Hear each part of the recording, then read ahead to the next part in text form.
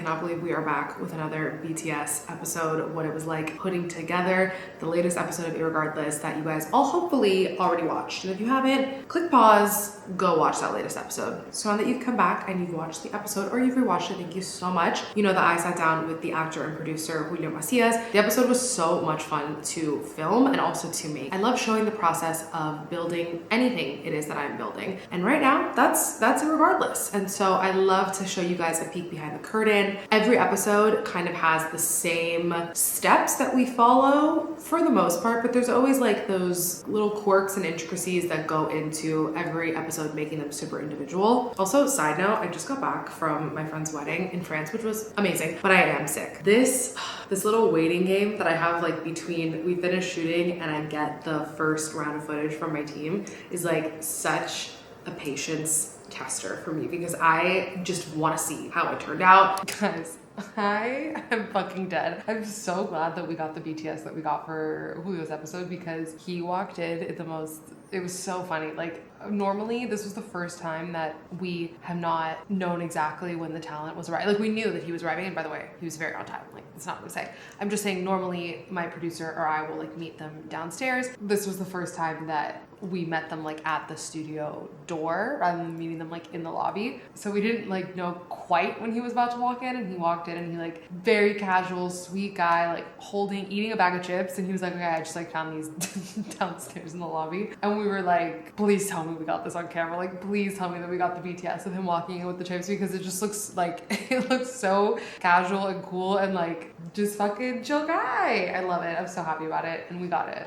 So I just emailed Jordan back and I just said, thank God we got the chips entrance. So I've shown you guys the BTS that we have, or like how we do it. I just get the BTS in this Frame.io link and we have all of it here. Vibes. So basically here, I think this is called the switchboard. I don't know if I'm gonna explain this correctly, but basically what she's doing here is deciding which camera to use. They're all recording. All three cameras that we have are gonna be recording at all times, but it's like doing an edit while we're still talking. So like in this, she'll be able to hit like, okay, camera on Gabby, that's where this, and in this minute, it should be on her. Does that make sense? Like she's controlling the cameras. Okay, here are the fucking chips. Love it. Because here's the thing, guys. We have a crazy setup for Irregardless. Making sure that it was visually beautiful was and continues to be a huge fucking priority for me. For this episode in particular, there were a lot of cuts. And so because of that, we wanted to make sure that visually the cuts seemed really smooth. Because, you notice when, if I'm talking and my hand's up here and then I cut it and then all of a sudden my hand's down here, like obviously there was like a cut. There was a transition there that we miss, that the audience misses. So I obviously want to make sure that it just flows as seamlessly as possible. So a fun trick that I learned with working with my editor is that is kind of the beauty of having so many different camera angles, because oftentimes a little secret that we use is that we will essentially pull a certain camera angle and use that camera angle in moments where we need to almost like lean back on rely on a transition, because we'll switch the camera angle and then it's not harsh anymore. Like you don't even notice that we cut something out. So that was a fun trick that I learned through this editing process. I just like how you edit where it feels like a smooth conversation and it not feels like we're chopping from moment to moment. That, if anything, takes you out of the conversation more than seeing an angle switch. Is the way that I look at it is almost like an insurance policy, because it captures everything. And so even I'm thinking back to Lauren's episode, there were moments that were so good because they were on the wide shot, because her and I were reacting at the same time. That's my only reservation, which like maybe we just have to get better chairs, because I don't hate a wide shot. I just think it's like the chairs.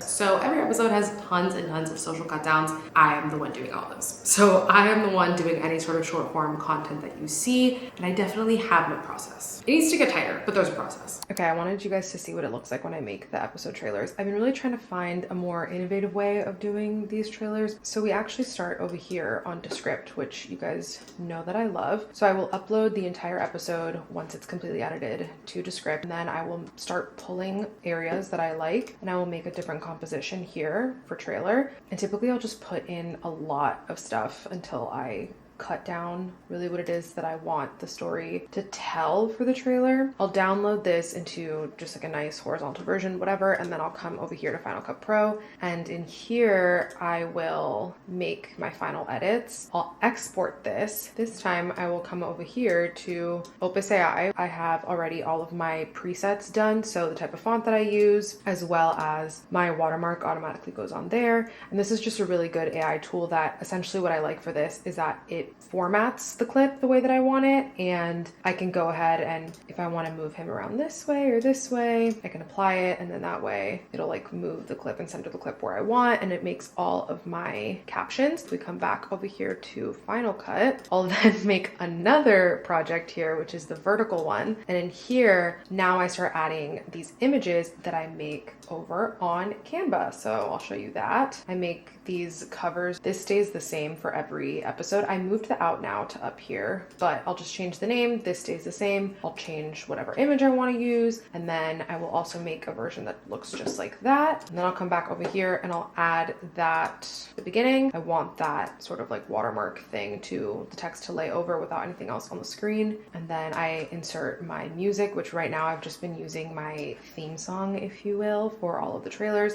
And then at the end, I will use that last image that tells people out now. So that's what it looks like.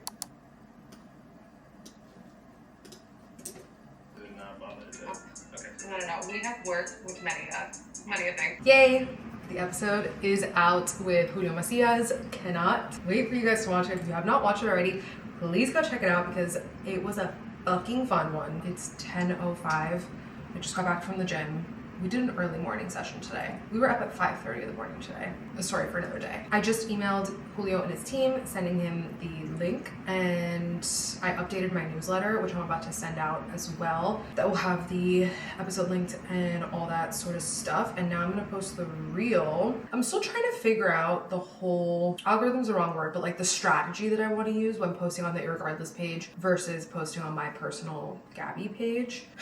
I don't know. I'm still trying to figure it out. If anyone's a social media expert, fucking hit my line because we're figuring it out day by day. Let me know what you guys think of this time frame. If it is something that felt good for you guys to like sit down and watch, because as of right now, there is no audio only component. It's just a video component that lives exclusively on YouTube. We're thinking it through, okay? We're thinking through whether we want to do that and keep that there, or we want to introduce some sort of audio component. We're having some conversations with some fun potential partners, so we will see what happens there. But as of right now, it's only on YouTube. And so if I'm asking you guys to sit and watch something, I want to make sure that you feel engaged throughout. So let me know how that 27-minute mark feels. Obviously, I'm not gonna be like, oh, every episode is 27 minutes, but it's just something to play with. I mentioned to you guys in previous videos that I really want to use this year and this first year of Irregardless to test. And I mean, always be testing. I really look at Stephen Bartlett as someone who does that really well. He's always talking about testing things and experimenting and just figuring out the answer to something faster, or figuring out, I guess, if something isn't going to work quicker because you're just testing things and you're getting out of the way, and then you're seeing what will work fast. Do you know what I'm trying to say? I woke up at 5:30. Anyway, building Irregardless and bringing these episodes to you guys is such a labor of love, but it's frankly just such a dream come true. And I'm just so grateful that I get to be doing this and that you guys are enjoying the episodes. And I just am so excited for future and what we're building, and to just continue fucking doing what I love, to be really honest. But building something from the ground up is just not easy. It's not. And there are a lot of moments of trial and error and figuring things out, and of self-doubt and being like, what the fuck am I doing? You also kind of feel like you're in this like echo chamber all of the time, especially because I work alone a lot. So it's just like trying to block out the voices in my head type vibe. I don't know, man. At the end of the day, my goal always is to bring you guys the best conversation possible, for you guys to feel expanded by these conversations, for you to feel entertained, for them to be a light in your life, because fucking God knows that this is just a fucking insane time, and sometimes we just need a moment of respite and like to laugh and shoot the shit with one another. And so if Irregardless can be that for you guys, if it can be, you know, a sounding board for, you know, you guys are going through something similar, then you're listening to the talent talk about it, or you're curious about pivoting in your career and you're listening to them talk about it and you feel expanded by it, like anything that you can gain from it, I am just thrilled by and excited by. I'm always grateful for your feedback. I read all of your DMs and I read all your comments. And so thank you so much. much if you engage with the episodes, if you watch the episodes, and for being here. So anyway, I hope you guys love these BTS vlogs because I like putting them together. They're almost like fun little diaries, just reminding me of the work that goes into every fucking episode because it really is this labor of love. I'm so grateful to be doing it. So that's it. I will see you guys next week. There will be a new Irregardless very, very soon. And then another BTS vlog. And then you know the drill. But until then, thank you for being here. I love you guys all very much. And I'll talk to you in my next video. Bye guys.